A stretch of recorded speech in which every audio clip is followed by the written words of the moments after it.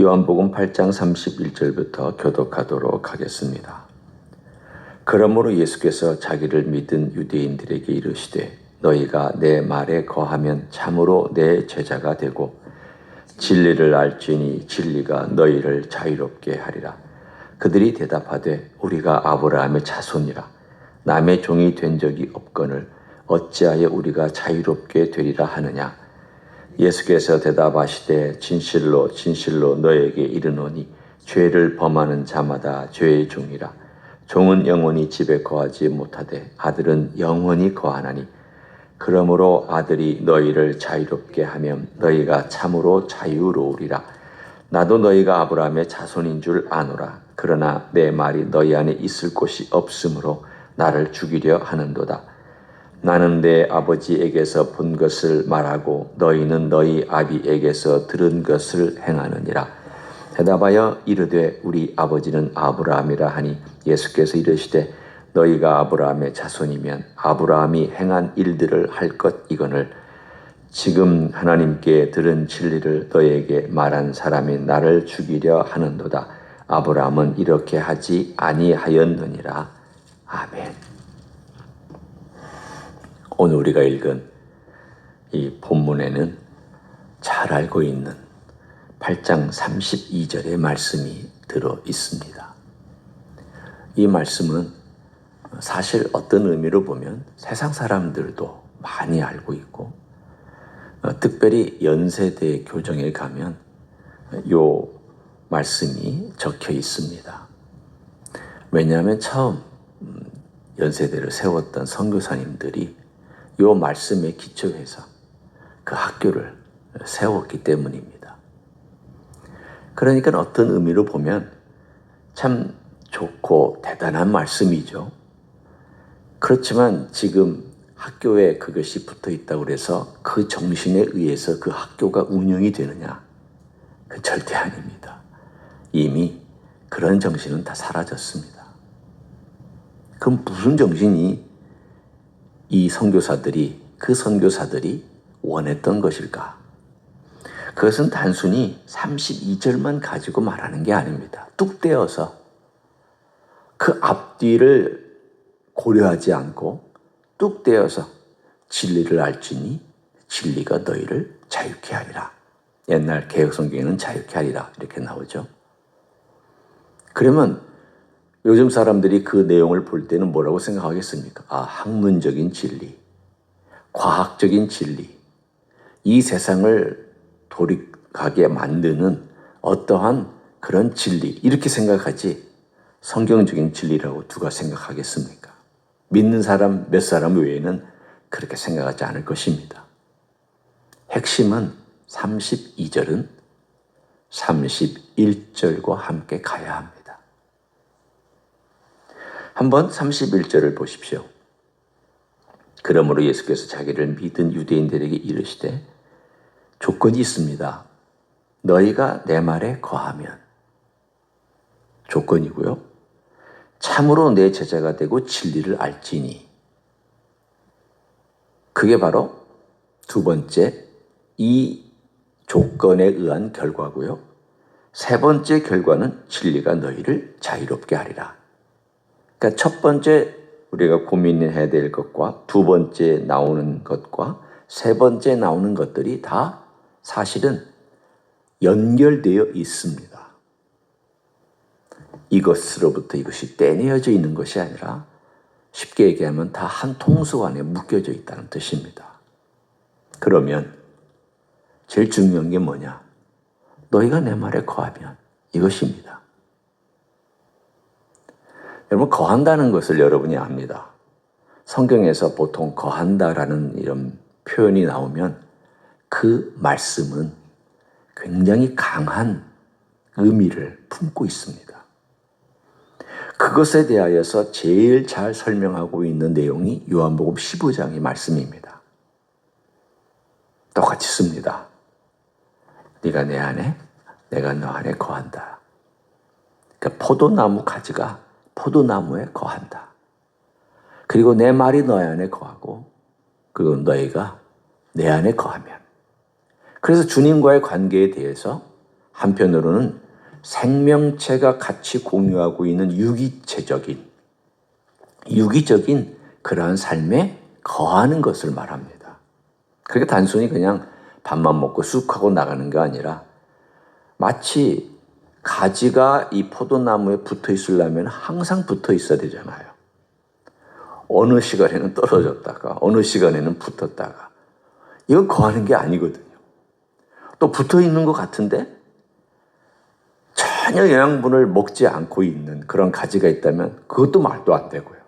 그러니까 우리는 가지와 포도나무의 관계를 생각할 때 자연스럽게 거한다는 것은 항상 100% 거기에 속해 있고 의지하고 있고, 그리고 그 의지하는 모든 생명의 근원을 그 포도나무로부터 받고 있고, 그러면서 그 가지가 할 일은 딱 하나, 나머지는 포도나무에 붙어 있기만 하면 영양분이 올라오죠. 물이 올라오죠. 붙어 있기만 하면 그 잎사귀가 있으니까 햇빛 받아서 광합성하죠.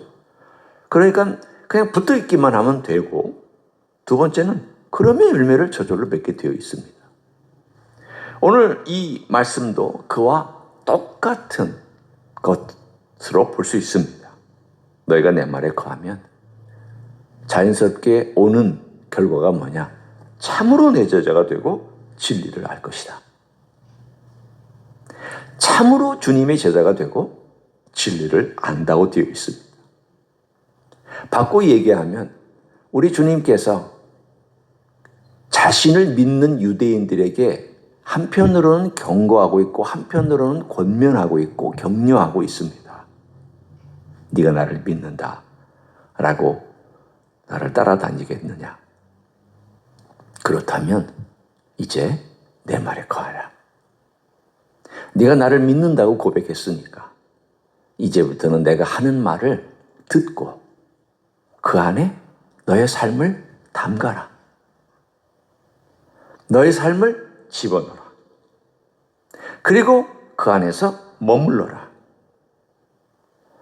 참 한편으로는 이것은 우리의 삶 가운데서 많은 도전을 줍니다. 그렇게 하지 않으면 내 제자가 아니다. 우리는 머리로 많이 알 수 있습니다. 지적인 동의할 수 있습니다. 참 옳은 말씀입니다. 참 좋은 말씀입니다. 아, 그렇게 살면 참 좋겠네요.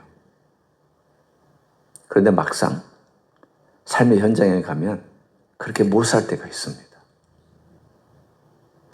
그러니까 이 말씀을 우리가 참 깊이 생각하면 한편으로는 굉장한 도전이고 때로는 떨리는 마음을 갖게 되고, 한편으로는 이렇게 살아야 되겠다라고 하는 격려와 위로도 또한 받습니다. 주님의 말씀이 내 안에 들어와서 이게 머물러야 되고, 주님의 말씀을 가지고 내가 붙잡고 살아야 되고, 마치 내 식구처럼 한 가정에 살고 있는 내 아들, 내 딸, 내 배우자, 가장 가까이 늘 먹고 마시고 같이 누리고 슬픔도 기쁨도 감정도 좋은 것들도 누리고 있는 내 식구 안에서 내가 거한다라고 하는 것처럼 말씀을 먹고 말씀과 함께 자고 말씀과 함께 걷고 말씀을 생각하고 말씀 때문에 기뻐하고 말씀 때문에 슬퍼하고 말씀 속에 빠져 있고 말씀이 나를 주장하게 하고 말씀 때문에 묵상하고, 이런 모든 것들이 거한다라고 하는 이 한 단어 속에 들어있는 의미입니다. 그러니까 이렇게 해야 네가 참 내 제자다 라고 주님 말씀하셨습니다. 한편으로는 제자 되는 게 쉬운 것은 아니구나. 참 주님의 제자가 된다는 것은 쉬운 것은 아닙니다. 그러나 그렇다고 어려운 것도 아닙니다.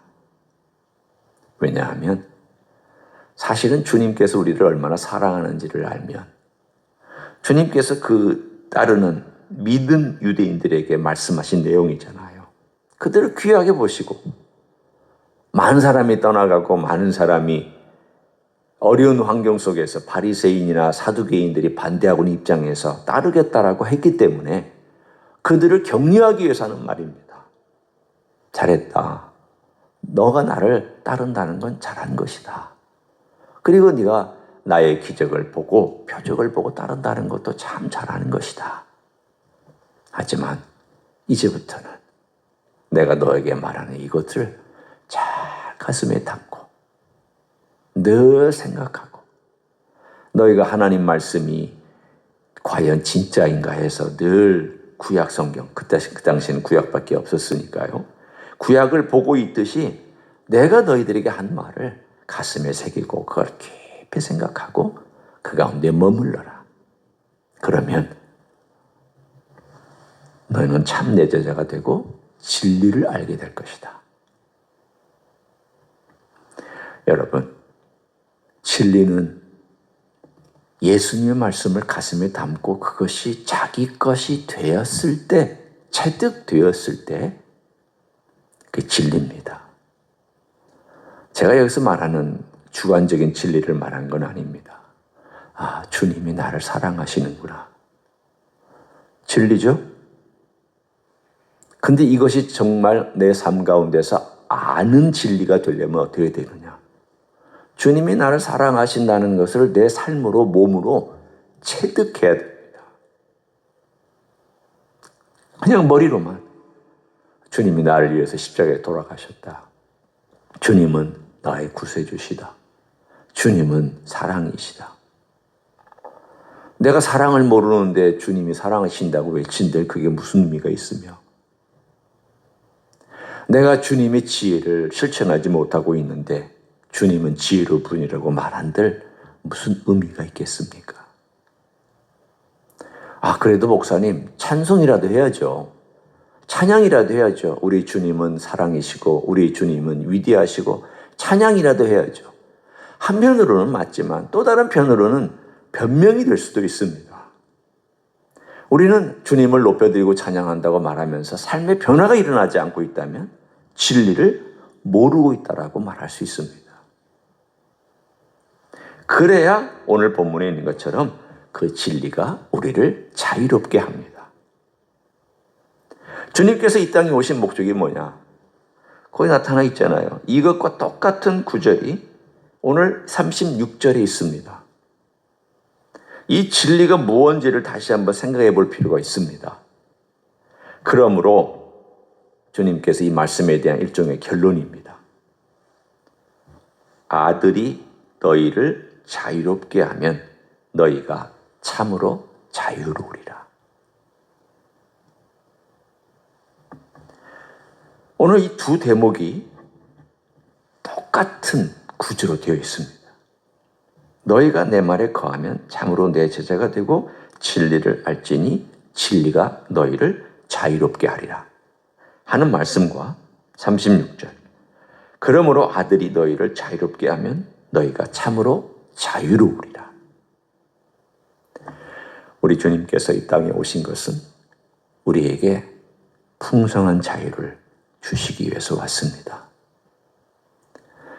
저의 그리스도인으로서의 삶을 살아온, 언제부터 그리스도인이라고 말하는 그것 시점은 명확하지는 않죠. 어렸을 때부터 교회를 다녔으니까. 그렇지만 제 삶을 쭉 돌아볼 때 내가 예수 그리스도를 알고 경험한 것 가운데 제일 큰 축복이 뭘까라고 생각하면 자유로워진 것입니다. 과거에는 내 자신의 이 테두리 안에 갇혀 있었기 때문에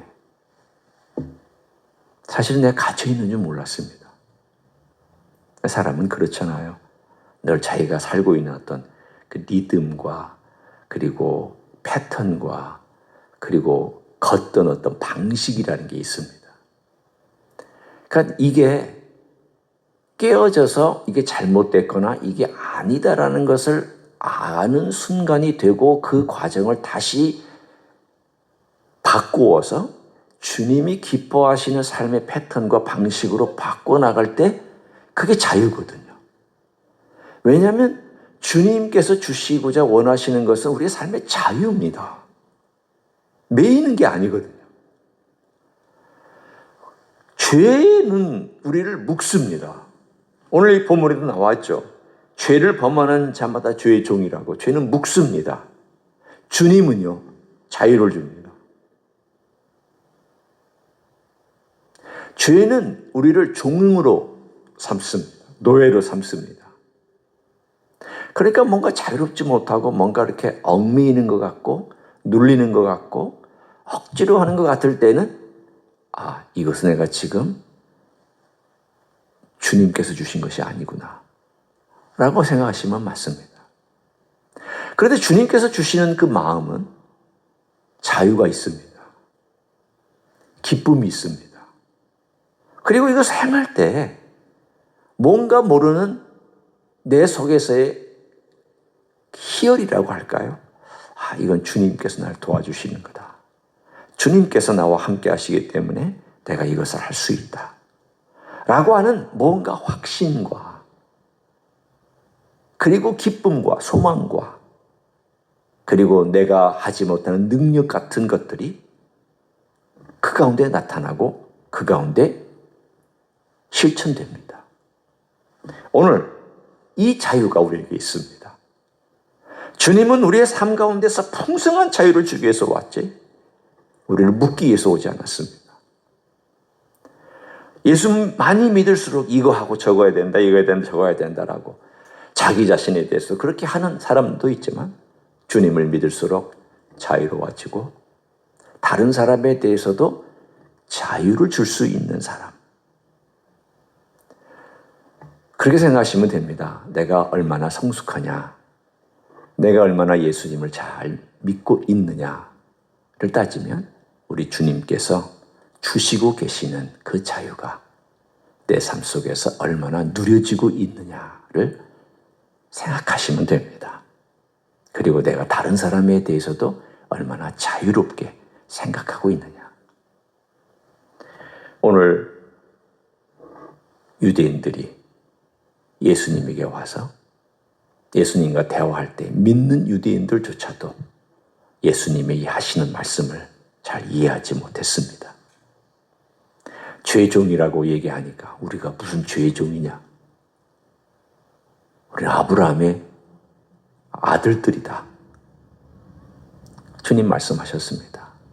너희가 아브라함의 진짜 자손이면 나를 이렇게 대우하지 않았을 것이다. 예수님의 마음이 얼마나 섭섭하고 힘들었을까를 생각해 보십시오. 창세기 18장에 보면 17장 18장에 보면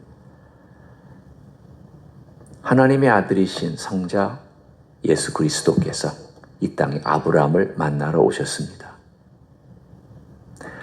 세 존재가 오셨죠. 둘은 천사고 한 분은 하나님입니다. 그 하나님은 우리가 믿기는 성자 하나님이었을 겁니다. 왜냐하면 성부 하나님은 우리 인간 세계에 그 모습을 드러내신 적이 없습니다. 성령 하나님도 볼 수 없습니다. 오로지 성자 하나님만 인간 세계에 가끔 구약시대에는 나타나셨습니다.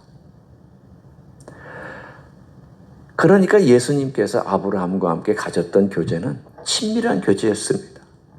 얼굴을 맞대고 대화했고 아브라함이 대접하는 치즈와 고기와 떡을 드셨습니다. 아브라함에게 축복해 주셨고 아브라함에게 아들을 약속해 주셨습니다. 아브라함은 하나님의 말씀, 성자 하나님의 말씀을 들으면서 믿음이 성장해 갔습니다. 그런데 오늘 이 유대인들에게 주님 말씀하신 내용이 바로 그것입니다. 아브라함은 내 말을 들으면서 믿음이 성장했다. 그리고 그는 실수도 하고 실패도 했지만 결국은 자기 아들을 나에게 바치는 데까지 그렇게 순종했다. 내 말 들었다. 그러니 너희도 그렇게 해라. 내가 기뻐한 아브라함처럼 너도 내 말을 잘 듣고 내 말을 가슴에 새기고 그렇게 살면 된다. 오늘 우리의 삶을 다시 한번 고민하면서 아브라함이 하나님의 말씀을 듣고 그의 믿음이 성장했던 것처럼 우리도 그 말씀을 늘 말씀 안에 거해서 그 말씀을 한 가지라도 실천하고 고민하는 가운데 그것을 순종해서 그 말씀 때문에 우리의 삶이 오히려 자유롭게 되는 놀라운 축복이 임하기를 예수님의 이름으로 간절히 축원합니다. 기도하겠습니다. 하나님 아버지 감사합니다. 아브라함은 때로 실수도 했고 인간적인 선택도 했지만 그러나 결국은 하나님의 말씀을 따라서 살고 하나님의 말씀과 명령 앞에 순종하는 삶을 걸어갔던 것을 기억합니다. 우리 예수님도 그런 아브라함이 그리웠을 것이고 그런 아브라함을 말씀하셨을 때에는 자기 주변에 있는 유대인들이 그렇게 살았으면 좋겠다고 분명히 바라셨을 것입니다. 주님께서 우리를 향하여서 바라시는 것도 똑같을 것입니다. 내 말에 거해라. 내 사랑 안에 거해라. 내가 주는 그 말씀의 의미를 생각하고 그 말씀을 한 가지라도 지키려고 해봐라. 그러면 너희가 내 제자가 되고 진리를 알고 그 진리를 통해서 자유롭게 되리라고 말씀해 주셔서 감사를 드립니다. 오늘 하루도 그 자유로움을 누리며 그 자유로움 가운데 걸어가는 하루가 되게 하여 주시옵소서. 이제는 우리 구주 예수 그리스도의 은혜와 하나님 아버지의 극진하신 사랑과 성령 하나님 교통하심의 역사가 오늘도 우리 주 예수 그리스도의 말씀 안에 거하면서 진리를 경험하고 살기를 원하는 이 자리에 참여한 모든 종들 위에와 주 임재 히스교회 위에와 이민교회들과 한국교회들과 선교사님들 위에 이제로부터 영원히 함께 하실지어다. 아멘.